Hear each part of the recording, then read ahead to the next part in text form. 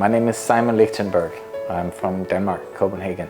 I've been living in Shanghai 32 years. I came to study Chinese at Fudan University in 1987. I think a very big difference between the Western-style democracy and Chinese-style governance is the planning, because usually Western governments, they only plan for one presidency or two, so maybe 5 years or 8 years or 10 years. But the Chinese government and the Communist Party plans a long time ahead. So the 5-year plans is a very important element of the governance of the country. And recently, from the third plenary session, there was targets set for 2029, which is the 80th year birthday of the People's Republic. I think that's actually, compared to previous sessions of the third plenary sessions, there was maybe not a specific deadline other than the normal 5-year plan. But in this case, there's a certain deadline for the 2029. And I think that's a very good sign that you have a very specific target and very specific date for the longer term, although 29 is not that far out.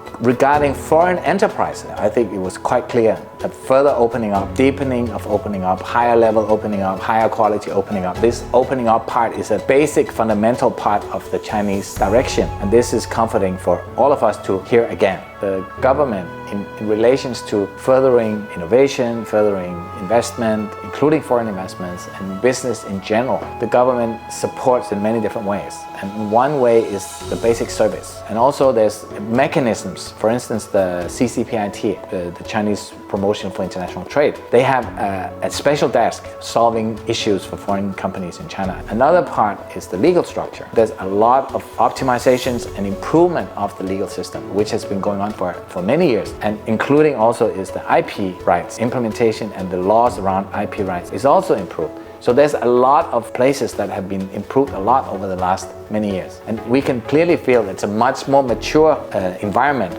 for investment. Another part is supply chain. There's no country in the world that has the breadth and depth of supply chain, of components, of services, even the road network and the ports and airports and railroad system. All these things is supporting industries. And we are placed in the Yangtze River Delta, which is a hub for all sorts of materials and components. So this part is also a very, very strong area for China's industrial development.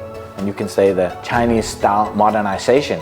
I think the central government and the third plenary session puts a lot of effort on technology and innovation. That part is important, I think, for any country to push and to encourage, to keep on making efficiencies higher and so on. So one thing that really made an impression on me from the third plenary session is around the integration of rural and urban development and how to balance the rural development, which is really being pushed. China has moved between 600 and 800 million out of poverty during the reform and opening up period, which is incredible. But how do you balance the next steps and the next level of the rural development is important, and how you integrate it with the cities. And I think that had a big place in the third plenary session. I thought that was a very good thing for China and for the world.